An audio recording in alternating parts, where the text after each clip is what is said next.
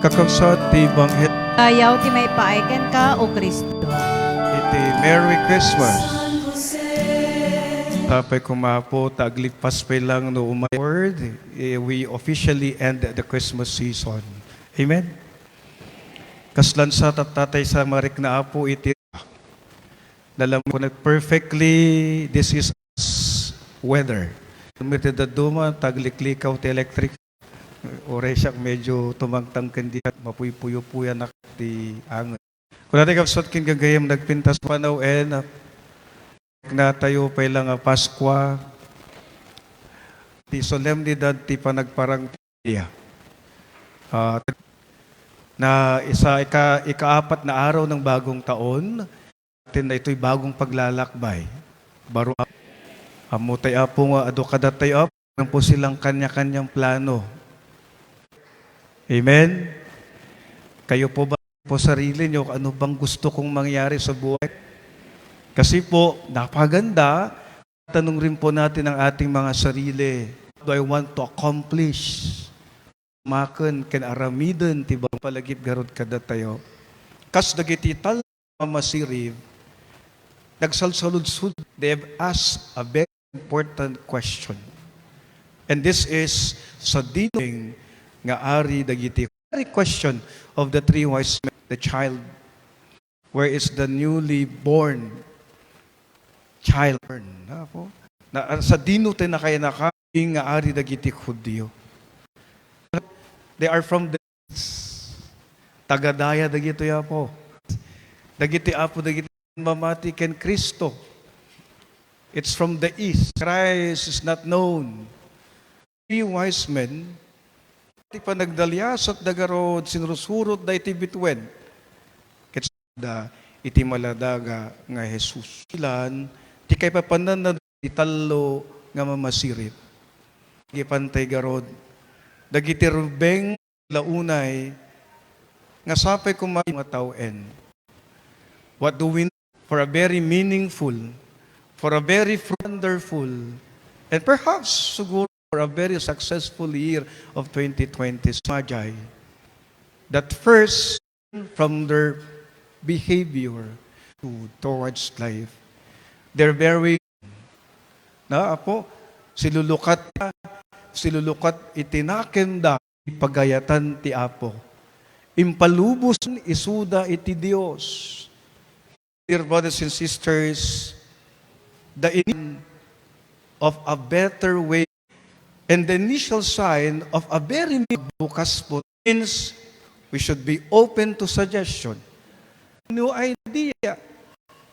O sarili mo yung iniisip mo. Sa lahat ng mga bagay-bagay. Amen? Kung ano po yung mas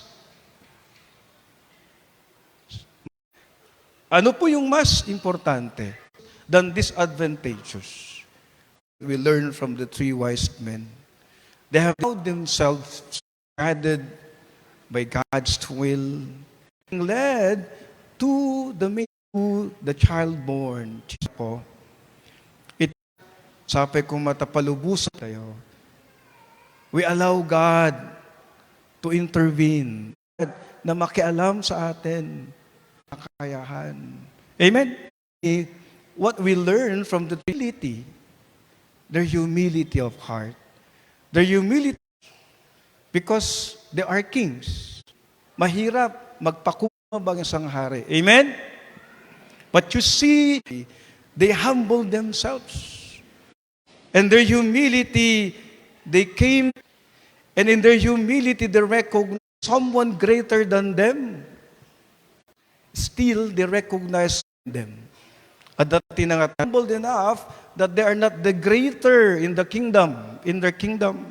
They are kings, but yet they are subordinate. They're just but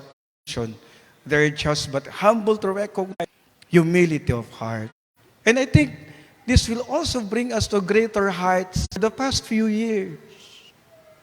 A great lesson. Mayabang sa buhay. Amen? Tungtung ang paa sa lupa palagi. We can be sensitive, others, and we win the hearts of men. Wala pong magagawa. Gandang ibinibigay po sa atin. Meron pong kasabihan, kung sa buhay, bahala ka. Amen? My dear brothers, I think this is also one, they were kings. And in their humility, to find Christ, because the star is Christ himself. The three wise men, be able the star. His people, they were not able to see the star. Because they are very, very proud in their heart. There is so much evilness. That is why you see goodness and kindness in our heart. Amen? That's one thing that we can learn from the in humility, we'll always find God in all things. And lastly, my dear brothers and sisters, in their journey to the manger, continuously seek. Iananos na nga biro kin sinarasara kiti Dios. Kanayon. We continue to intervene for us. Intay lata nga daw-dawat, birukin ti Dios tibiyag tayo for God every day of our life. We continue to seek for life. We continue to ask God. Alam niyo po, theologian, one of the stories that over and again, when sometimes I find myself to be more sentimental, ay isang paglalakbay. Amen? Hulugan. Amen? It's at the crossroads of our life. Sometimes, there are diversions of our plans. Kwento po ng mga tatlong hari, hindi po sa dating plano nila.